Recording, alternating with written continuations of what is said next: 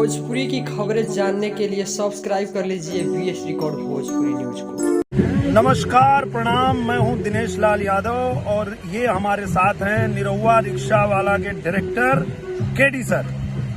और हम लोग आपसे ये निवेदन करने के लिए आए हैं कि अभी हम शूटिंग कर रहे हैं जान लेबू का।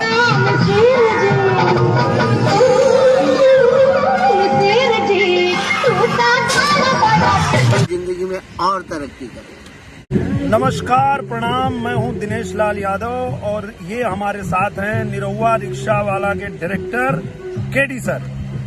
और हम लोग आपसे ये निवेदन करने के लिए आए हैं कि अभी हम शूटिंग कर रहे हैं जान लेबू का।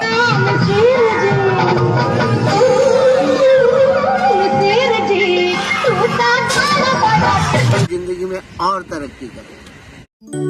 भोजपुरी की खबरें जानने के लिए सब्सक्राइब कर लीजिए बीएस रिकॉर्ड भोजपुरी न्यूज को।